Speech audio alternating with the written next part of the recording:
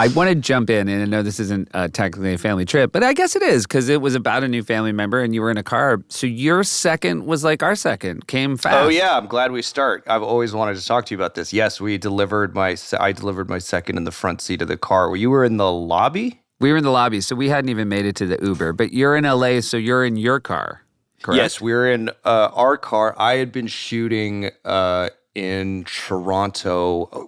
I got this job, and it was during COVID, and so no one was working, and I got this film in Toronto. We asked the doctor, can we do it?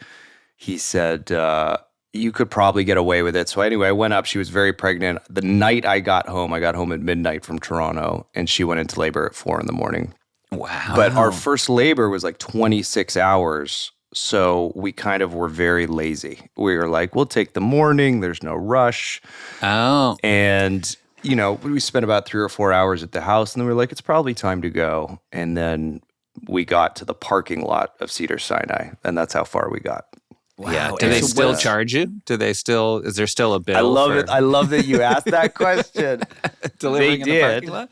They did. I'm sure they're like Cedars-Sinai will come after me for this. But yes, my lawyer, who I don't remember why I had spoken to at the time. It's not normal to call your lawyer right after you have a baby. But I, for some reason, talked to him.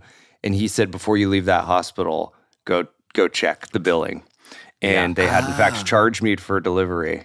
Wow. Which charged insurance for delivery, but yeah. We had called 911, and then we were told we had to get in the ambulance and go to the hospital.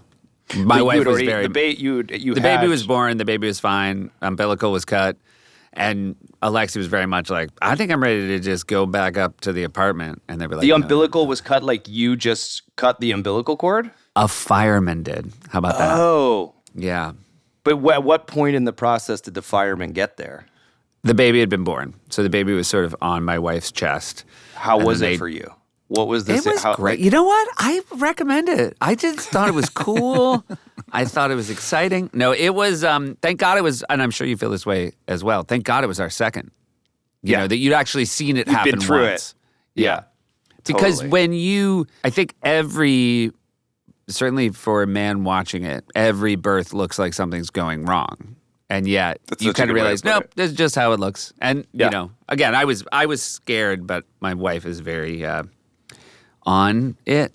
And I think she wasn't showing Their fear. instincts are pretty sharp at that point. Yeah. And I was kind of like, this is historically through the history of man, ultimately, like their instincts have been the one that have kept us alive as a species. Yeah, so, just do what they say. It's a good way to go. It was funny because on the way to the hospital, like, in the first kid, you have like months of planning and you have your laminated game plan that you're going to tell the doctors and your candles are in the bag.